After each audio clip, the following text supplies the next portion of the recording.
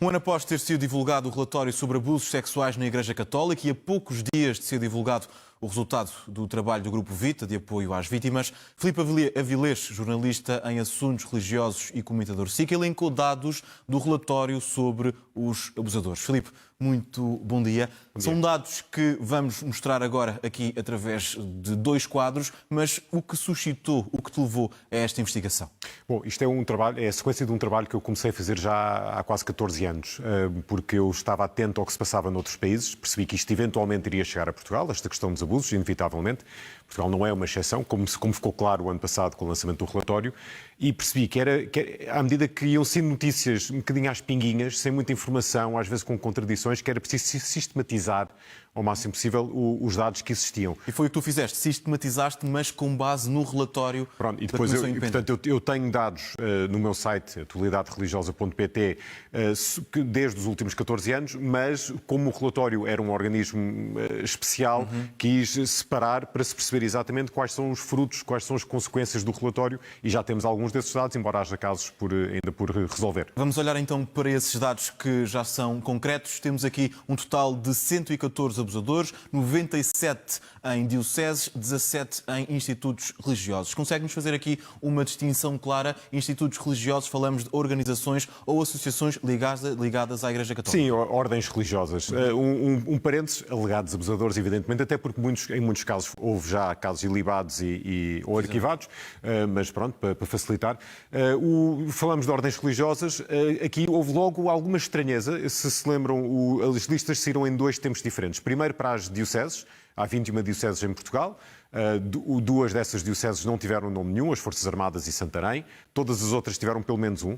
E depois, mais tarde, cerca de um mês mais tarde, saíram os nomes para as ordens religiosas. E estava-se à espera que fossem mais nomes para as ordens religiosas, até do que para as dioceses, porque há muitos membros de ordens religiosas em Portugal e estão muitas delas ligadas à educação. E, portanto, com muito contacto com crianças e, portanto, surpreendeu, de certa forma, ser um número tão baixo, o número que saiu daí. Vamos passar, então, ao detalhe dos números que levantaste, ou seja, ao próximo quadro. Dos 114 que estão identificados, 45 já morreram, ou seja, 69 ainda estão vivos. Mas vamos aqui à questão dos afastados. 6 foram afastados, mas de que forma? Por uma questão civil ou direito canónico? Atenção, não é 6 foram afastados, 6 ainda estão afastados. Okay. Isto são números atualizados. Mais foram afastados, muitos já foram reintegrados. 6 atualmente ainda estão afastados, o que nos pode levar a crer que são casos que talvez tenham um pouco mais fundamento, porque muitos dos que foram afastados acabaram por ser ilibados ou os casos foram arquivados. Nestes casos, normalmente, são casos em que a Diocese está à espera que as autoridades civis avancem com os seus processos. Portanto, são casos que não estão prescritos, logo aí há outra força, outra facilidade em fazer a investigação e canónica, a Igreja reconhece que não tem os mecanismos nem a capacidade de investigar como tem o Estado, naturalmente. E, portanto, se o Estado está a investigar, a Igreja afasta-se um pouco e espera que haja um resultado da investigação civil antes de concluir o processo canónico. Portanto, são esses 6, na maioria são esses os casos que estamos a falar. São de várias dioceses. A questão dos desconhecidos, o que leva a este número e desconhecidos por que motivo? A questão dos interrogatórios ou das vítimas que não conseguiram identificar em detalhe quem poderia ser o alegado abusador? Este foi um número que causou alguma estranheza, porque pareceu revelar alguma falta de coordenação entre a Comissão e as dioceses. A Comissão teve acesso aos arquivos, etc. Portanto, houve algum diálogo com as dioceses e, no entanto, apareceram vários nomes de padres, supostamente, mas que as dioceses não conseguiram identificar. Pode ter sido porque a vítima não se lembrou bem do nome da pessoa, às vezes podia não ter um nome completo, só o padre X. É vago, não é? Numa diocese que tem muita gente, se não houver um balizamento geográfico e temporal, isso pode complicar. Podem ser casos inventados, nós sabemos que há também casos de falsas acusações, então pode ter sido alguém que inventou não se sabe muito bem porquê.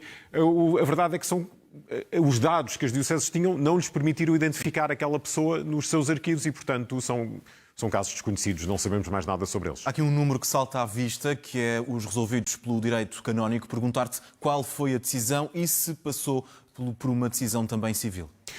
A esmagadora maioria destes casos, já resolvidos pelo direito canónico, são casos em que me parece que não houve processo civil, ou então já tinha havido antes da lista CIR, porque esta lista inclui alguns casos que já tinham sido resolvidos canonicamente, já eram públicos e, portanto, já tinham sido resolvidos.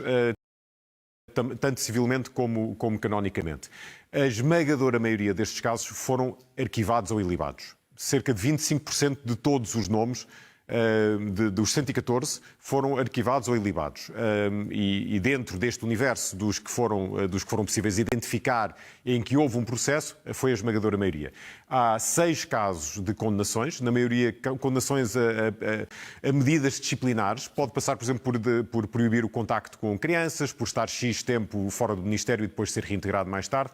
Houve um caso de um padre que foi afastado do Ministério, em Vila Real, e depois outros que, lá está, que ainda estão por resolver e que, portanto, este número de condenações poderá aumentar até ao máximo de 9% dos casos totais, o que pode parecer pouco, tendo em conta que estes dados foram muito empolados na altura em que saiu o relatório.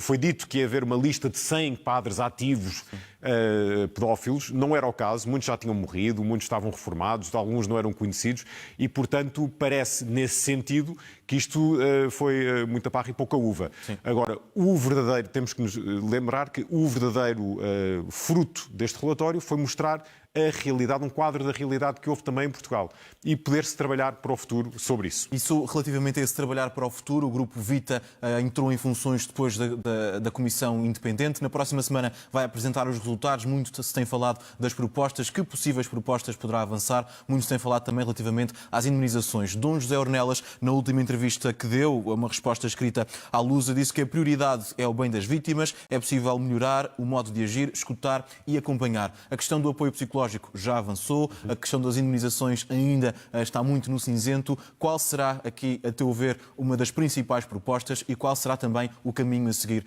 pela Igreja Católica? Eu não sei mesmo para terminar. Eu não sei exatamente qual será a proposta. Há vários modelos de outros países que podem ser seguidos. Há grupos que já têm trabalhado nisso a fazer propostas. Vamos ver o que é que vai sair. Agora, o que é importantíssimo aqui é que as dioceses, pelo menos, e depois logo se verá as ordens religiosas, mas pelo menos as dioceses estejam de acordo, porque isto só pode avançar se houver uma proposta uniforme. Não podemos ter uma diocese a fazer de uma maneira, outra diocese a fazer de outra. Portanto, isso mostrará também que a Igreja Católica não estará unida?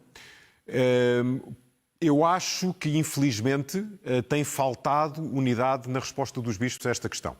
Acho que Portugal não tem dimensão suficiente para justificar que haja diferentes formas de agir de diocese para diocese. Não tem. Mas dizias da proposta mesmo para terminar.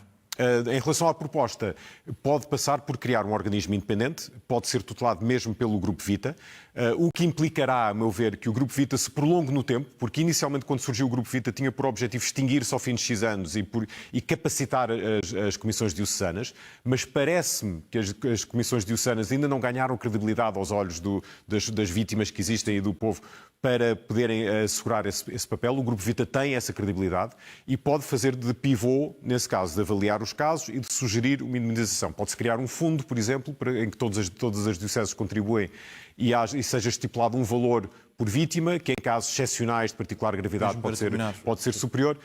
Esses modelos já existem, é uma questão de escolher um que se adequa a Portugal e seguir. Veremos pela próxima segunda-feira. Filipe Avilés, muito obrigado. Obrigado.